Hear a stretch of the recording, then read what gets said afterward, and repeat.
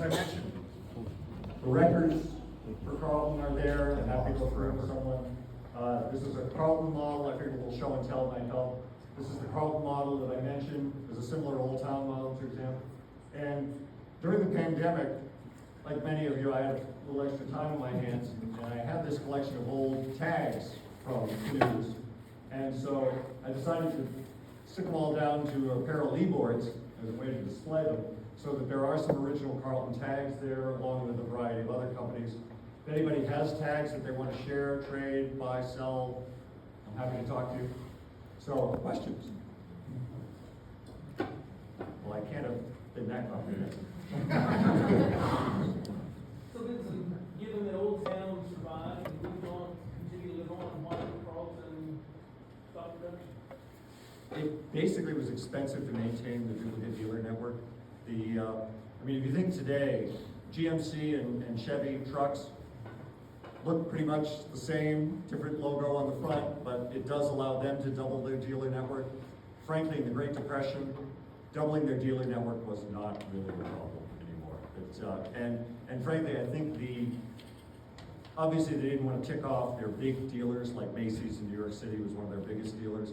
And so they were not going to take any chances in ruffling feathers in that. They would give them an exclusive, and this was the way they could give other dealers canoes and still sell them in the same city. I suspect by the 30s that Macy's feathers were probably over being ruffled on that topic. So, and it was, of course, I mean, there was duplicate accounting. I mean, to this day, I don't fully understand how they completely accounted for all of the transfers over, this box of screws is allocated to which company? And so I don't know all the details, but I think it was basically an overhead problem. And they just said, moving on. So. As far as models, development of new models, once they merge together, did they basically have one team designing it? Carleton made a version of it, Old Town made a version, or were there two independent? There were a duplicate set of forms. You look at the forms inventories from 1904 to somewhere in the 30s survive. And so you can see that the Carleton arrives, there's a set of Carleton forms. They are different from the Old Town forms. And so they did continue to maintain those. Over time, that difference, I think they kept the forms around, but in the later catalogs, you start seeing a lot of things that look, frankly, a lot like Old Towns, and I suspect they were less picky at that stage. Because really, the canoes were very, very close. The deck shape and the tag was really, and the serial number were really the significant differences. And so it was pretty easy to maintain essentially one set of models. But if somebody wanted a Carleton model, there were in fact separate Carleton forms. By the time I came along, they were long gone, so I suspect they wore out and were thrown away or disposed of. At least the story I always heard is when they took a form to the dump, the crew that took it was required to wait while it burned. Oh. Because they didn't want somebody to grab the form and go start building canoes and go into competition against them. So needless to say, the crew that was headed to the dump was looking for an easy afternoon. Anything else? Sure. Yes, I noticed you had Salica in your list of builders. Yes. Is that Joe Salica? That's Joe Saliga. And why did you include him? Simply because it was one builder for whom we have fairly good records, and Dan Lindbergh in Minnesota has been pretty conscientious about tracking that information. He has that, and frankly, you probably noticed when I asked him how many survive, he picked a number in the 90% range, and frankly, I think that's generous. However, Joe is a lot more modern. They've not been around as long as some of these others, and there is a real following. I don't know if anyone here has been following the canoe market, but Saligas seem to hold their values and demand substantially higher prices than a lot of the others. So I included it just in the sense that it was one. You also noticed that it was a very small percentage of the WCHA members who had them, but I included it just because it was in fact a data point that was available, and it seemed appropriate to add it to the mix.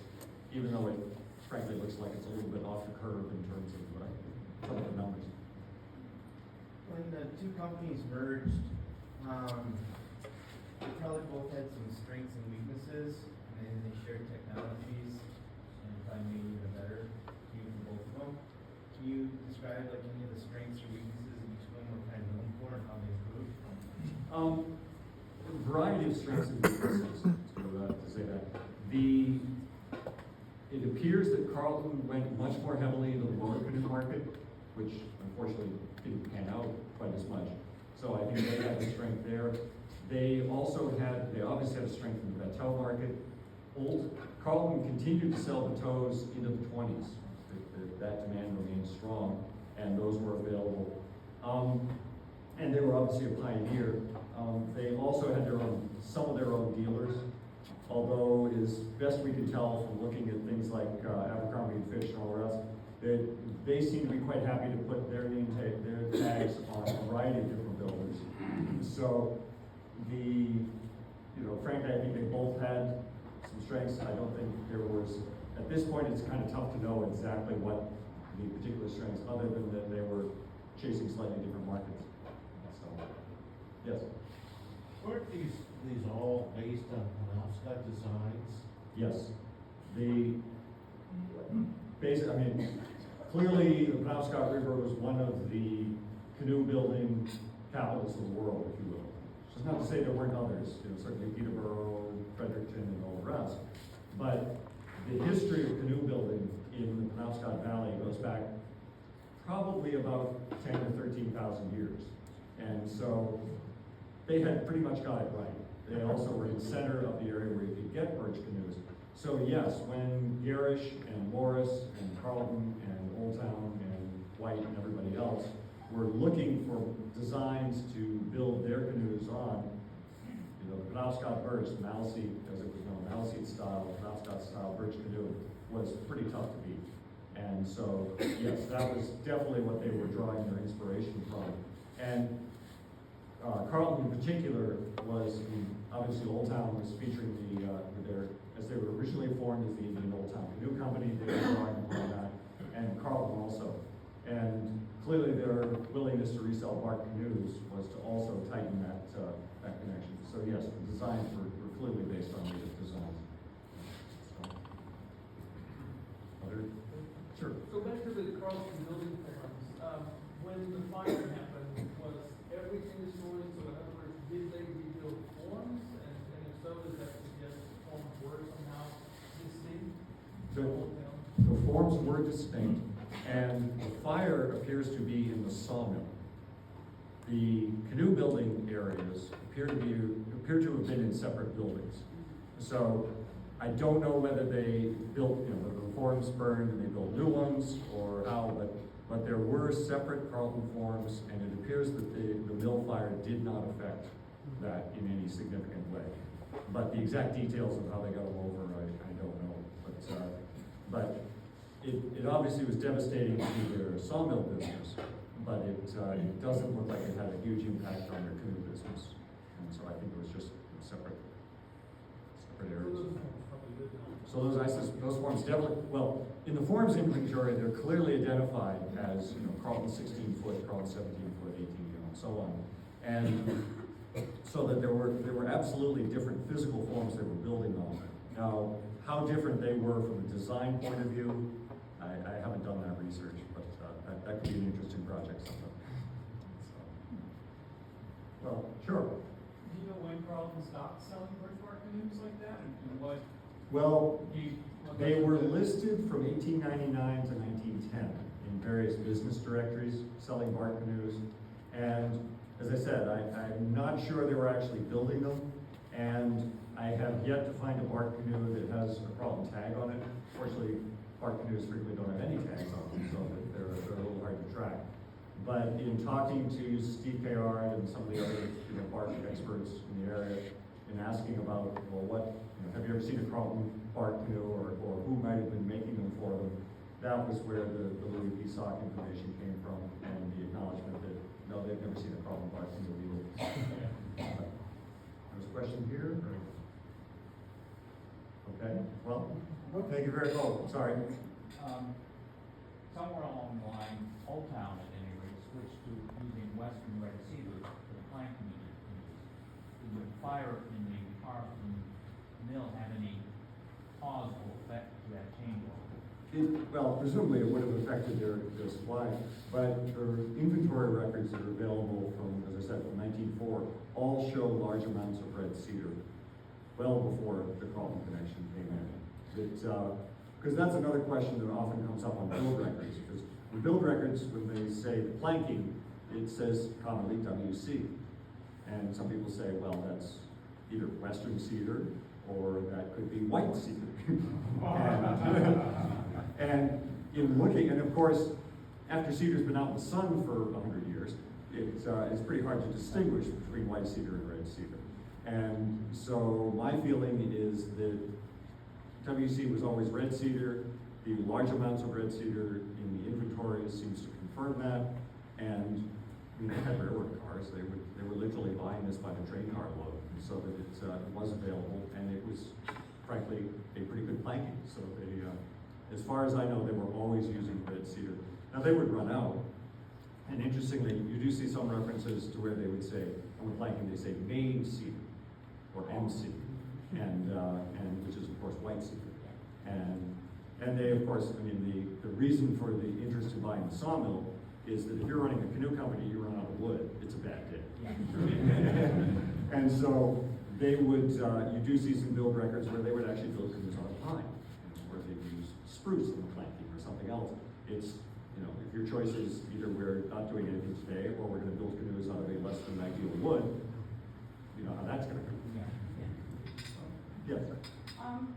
I was trying to imagine whether it be Carleton or Old Town, when they emerged, like in the heyday when they had the most of the orders, which I don't know.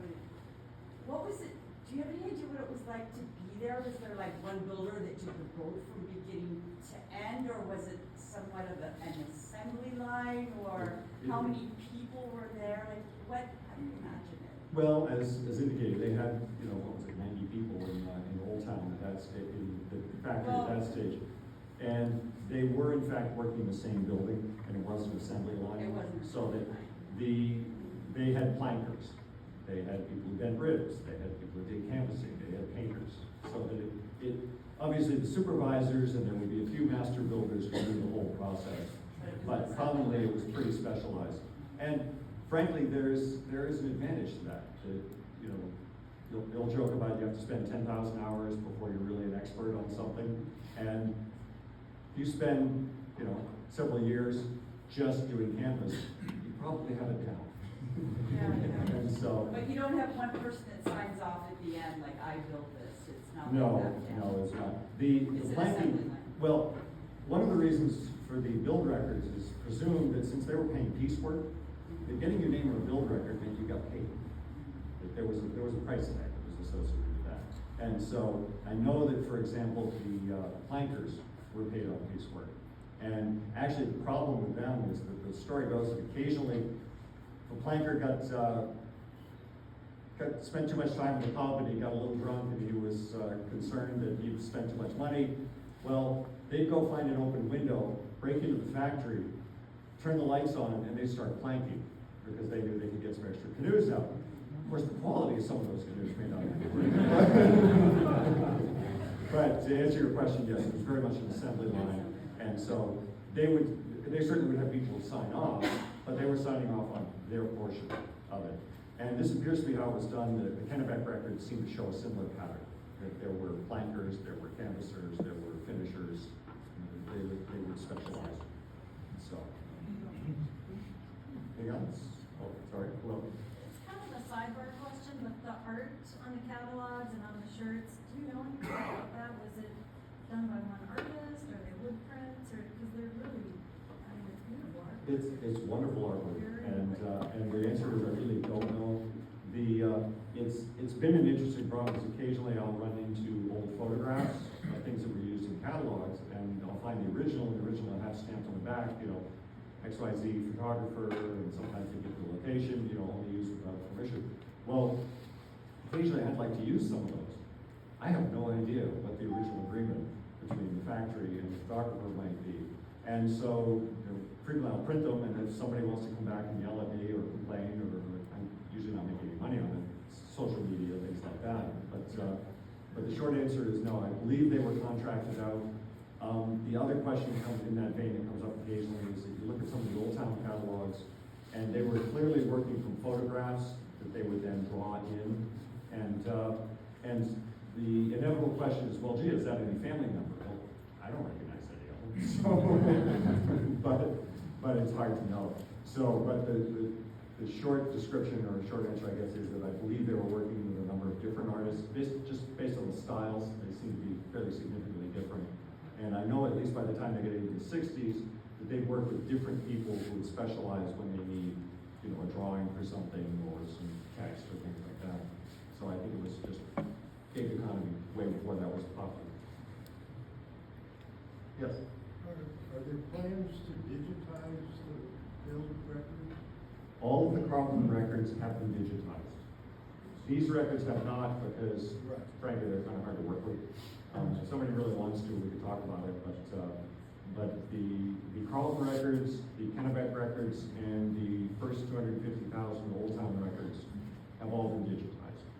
And so we've probably got most of the wooden canoes covered. There are another 50,000 Old Town records that are mostly plastic canoes, and frankly, I've been too embarrassed to ask the WCHA to pay for digitizing plastic canoes. And so yes, there are still some records out there that could be, and this collection be done. But frankly, I've only found 2 or 3 canoes that are referenced in those records, and so I'm not sure that would be good. But, How did you find out about the auction that these were available? Well, I've been chasing Old Town and Carleton stuff for a while, and so I try to keep track of Craigslist listings, eBay listings, things like that. I peruse through that once or twice a week just to see what's going on. And after you've done that for a while, people begin to know, oh, you're interested in that sort of thing. And so I'm probably not as well connected as some, but generally if there's something related to Old Town or Carleton, it's pretty common that somebody will tell me about it. And, so Sounds like a bit of an exception. luck of the draw. Well, if there's anything else, I'll say thank you very much. And, thank you.